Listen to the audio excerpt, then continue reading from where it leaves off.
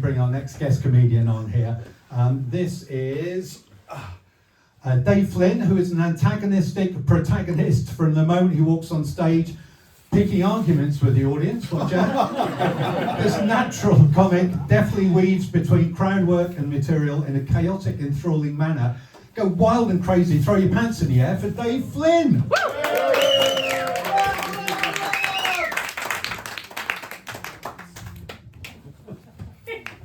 Okay, let me address something straight away. You're all looking at me thinking, fuck me, Ned Flanders has discovered weed, hasn't he? I do like the mustache, guys, but I do get a fair few comments when I'm out and about. What I've had recently, someone shouted me from a van the other month, hey Magnum P. Doe. Someone else referred to me as Salvador Aldi. Do you know my favourite one? My favourite one I've ever got? Someone told me I looked like one of the 118 joggers got long COVID. I feel I should explain my look, right? My entire look is based off a spite, right? I only grew the mustache because there was an ex-girlfriend who hated it, hence the reason that she's an ex.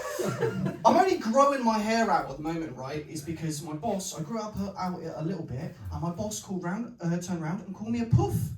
Yeah, in 2026.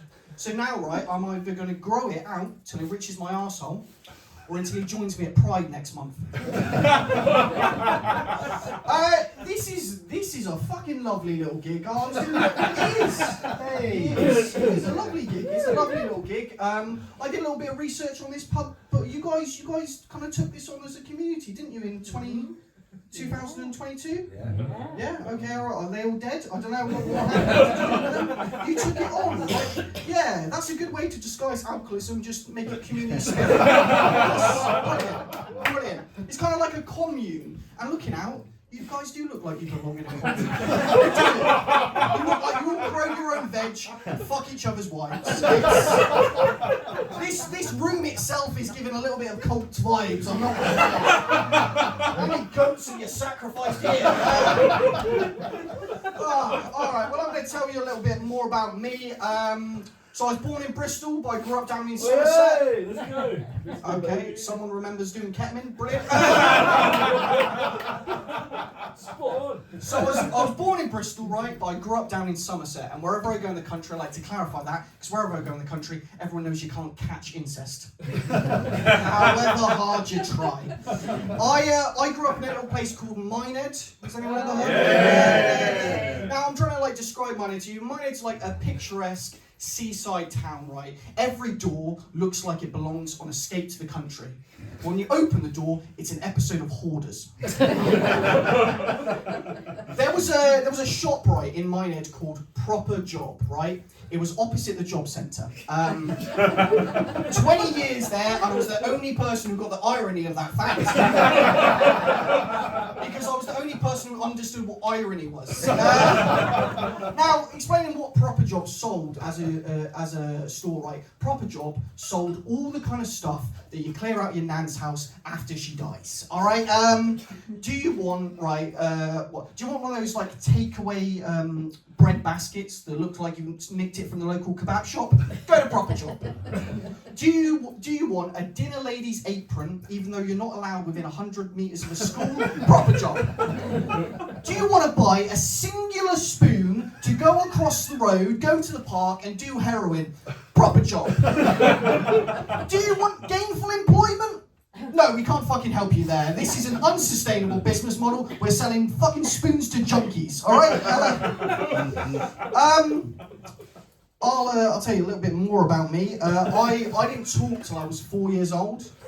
Some of you already looking at me, but like, you couldn't have waited another 30. No, I didn't talk till I was 4 years old. I had a speech problem, right? And rather than take me to a speech therapist, what my parents did is they would put me down in front of the TV, and I became obsessed with the news. I became obsessed with one news broadcaster in particular. Do we remember Sir Trevor McDonald? Yeah, the ITV OG, right? And that's actually how I learned to talk, guys, by watching Sir Trevor. I'm not going to lie, it did affect me. When I finally went to school, I didn't want to talk to the other kids. I just wanted to interview Nelson Mandela. I was telling my mate this story recently, right? He said, you should write to Sir Trevor and thank him.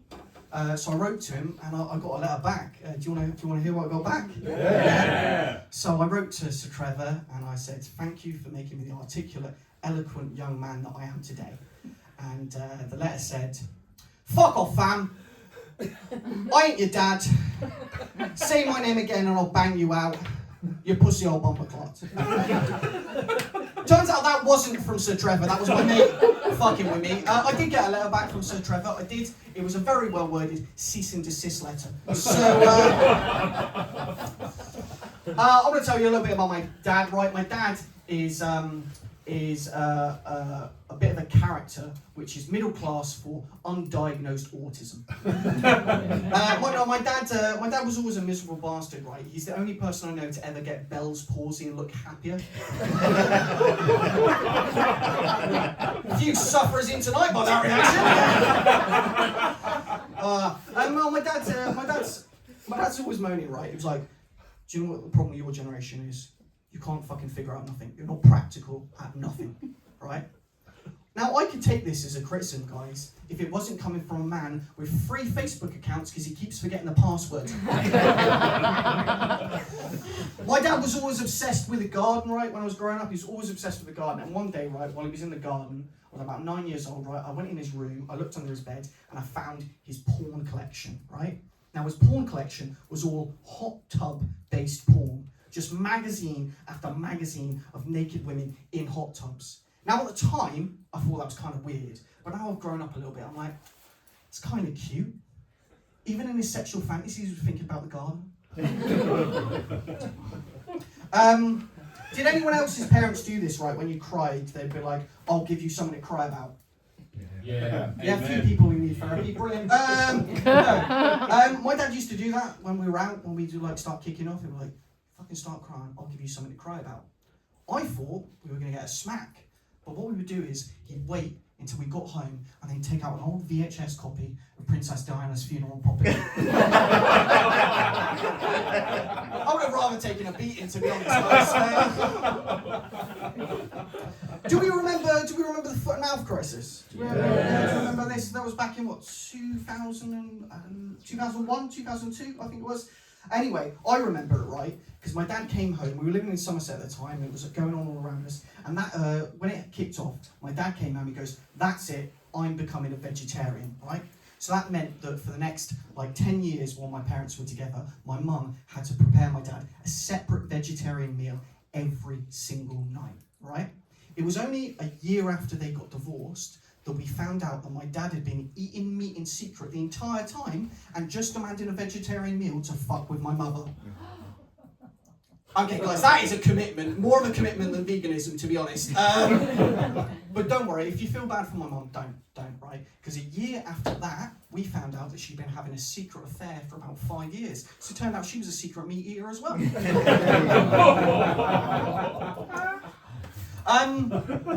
It's hard to talk to your parents about politics, isn't it? It's really hard. Yeah, it's really hard, especially nowadays, right? Me and my dad were chatting a little while ago, and the subject of Shamima Begum came up. Do you remember her? The girl who went over to Syria and married an ISIS fighter? And my dad turns around to me and goes, "I bet you'd invite Shamima Begum back into the country and stick her on Love Island." Wouldn't ya? I said, "Of course not, Dad. I put her on Married at First Sight. She's much more familiar with the format of the show." Alright guys, I gotta clarify something, right? I don't have a problem with Shamima Begum. I don't. She was a young girl, she went over to Syria, she married an evil person, and she made a mistake, right? My only issue with Shamima Begum, right, is that she married an ISIS terrorist, and she currently has a podcast that does better than mine. Guys, I've been doing this 7 long fucking years, and if you can't tell by the venue we're in tonight, it's not going as planned. I'm not lying, right, when I say I'm about 2 weeks away from a prison marriage with Lucy Letby at this point.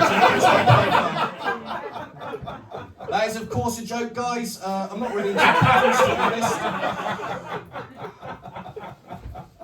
Well, you lot are lovely. This is lovely. It's great. It's great coming out. It's also great that I live half an hour away, so this is a nice short commute. know, you guys seem fun. Shall I do my most awkward joke? Yeah. Okay. To get this joke right, though, you need to know something. Do we know what a rage room is? Yeah. So a rage room is an experience where you can pay some money, you go along, they give you like a baseball bat or a sledgehammer, you smash up a printer, and you get all your rage out. I went to one recently. A little tip, they don't like it if you bring your own weapons.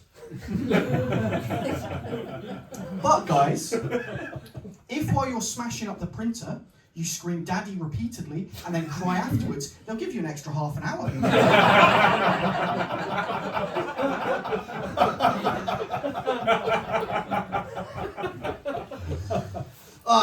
Okay, I'm gonna do one last thing and I'm gonna leave you guys, but you have been lovely.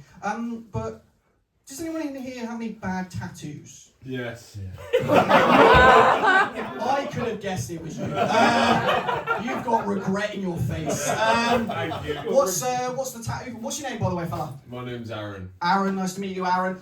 What's the tattoo? Where is it? And I've got one on my forearm that says "with love." with love. With love. Okay, and is there an ex-girlfriend who's got without love? Someone else? Unfortunately, just me. Okay, man. Now, I had some bad tattoos, right, when I was younger. I had some bad tattoos, so I had to get a cover-up tattoo done recently. Do we know what a cover-up tattoo is? Yeah. Basically, if you don't know, a cover-up tattoo is, right, when you get some tattoos done, when you're 18, 19, when your brain's not fully formed, and years later you regret it. So you've got to get quite a large tattoo normally, quite dark, to cover up the mistakes you made when you were still a child. Now, I got the cover-up tattoo done on my belly. It's of an angry gorilla's head. I'm going to get it out in a minute. Silence in the room is consent, by the way.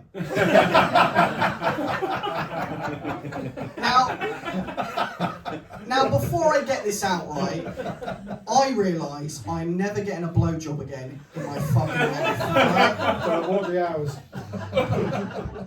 I don't know, maybe a few more drinks you might fancy. So I'm going to get this out now. You've all been warned. Don't do it! Have a look at that! Whoa! We're all feeling better about our life choices right about now, are we? Aaron, don't look it directly in the eyes. It will see it as a sign of aggression. And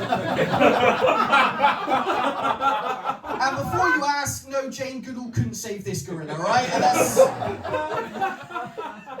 Now... You might be wondering, why has this weird man got his belly out in front of us in what looks like a condemned church? Well, there's two reasons, guys. There's two reasons.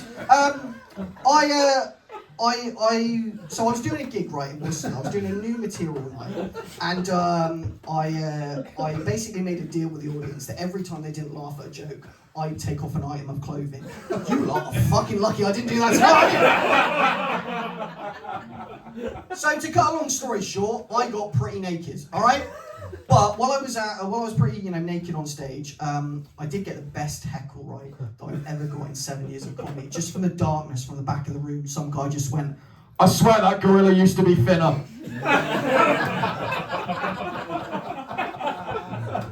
Now, the second reason I've got my belly out in front of you beautiful people is, I got this tattoo done, 15 hours this took.